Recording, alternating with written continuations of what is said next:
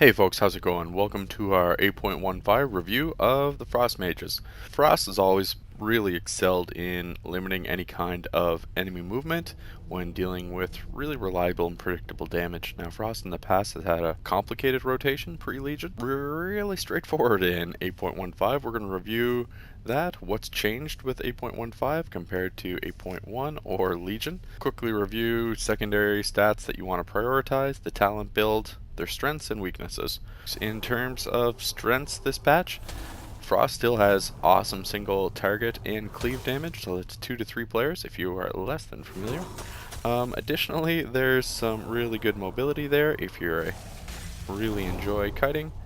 In terms of Frost Mage weaknesses, they're really overly reliant on procs outside of Glacial Spike. In terms of the cleave, it's okay, still needs to be talented for globally. As far as talents go, it's really hard to beat Bone Chilling. Lonely Winter is an applicable play here.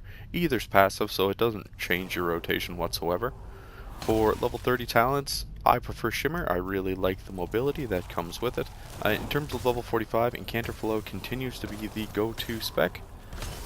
Level 60, it's either Ebon Bolt or Frozen Touch. Ebon Bolt continues to be where I want to be, especially when you get your level 75. It's really up to you in terms of what your personal preference is. I like Frigid Winds. I just think there's a benefit there from having everybody all cool stacked down. Alternatively, going into level 90, either Freezing Rain, Splitting Ice, or Comet Storm are all viable options, as well as Thermal Void, Ray of Frost, or Glacial Spike for level 100. For single talent builds, you want to go with Bone Chilling, but you actually want to switch it up. Go with Ice Flows, Incanter's Flow again, Ebon Bolt, Frigid Winds, Comet Storm, and Glacial Spike. So largely you're going to have some popularity as a Frost Mage with single target raid damage if you're looking to push higher levels. That's the build for you. If you're running a fair bit of Mythic or up against a boss with a high cleave or AoE requirement, then definitely take advantage of the different builds as they exist.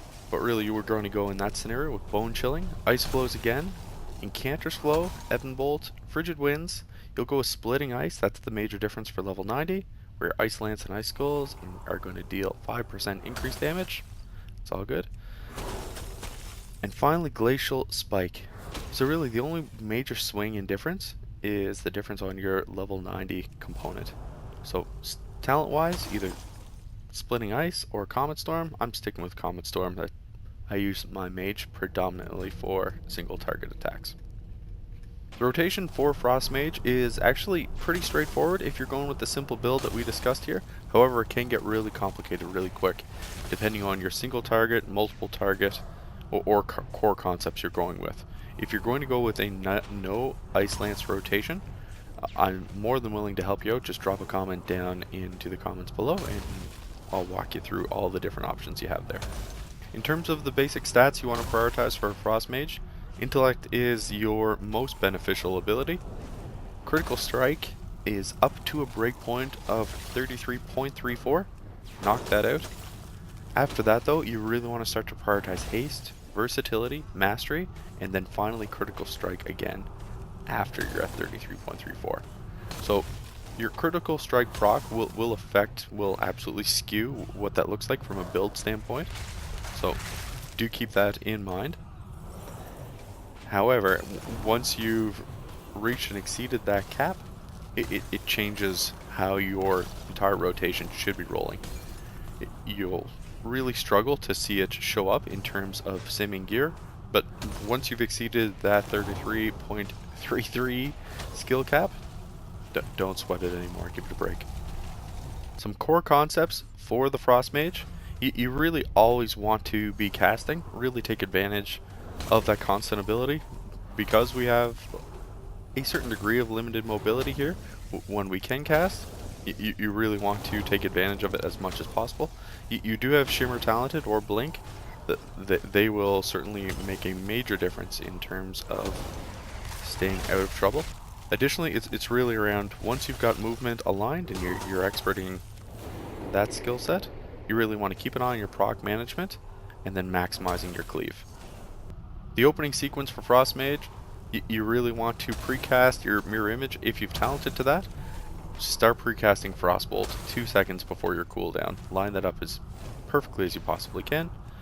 If you're going with a build that doesn't use an Ice Lance rotation like what we've reviewed so far, you're in a great spot. So what you want to do, you want to use Glacial Spike or a on-stat trinket once it's been cast. Once that's impacted as many enemies as possible, get a Flurry cast out there if you've got Brain Freeze, and cast either Glacial Spike or Ebon Bolt again. Cast Icy Veins if you're ready to cast Glacial Spike, and either have Brain Freeze ready or your last spell. Alright folks, that's the vid. Drop it down in the comments. Let me know what you liked, what you detested, what you want to see done different.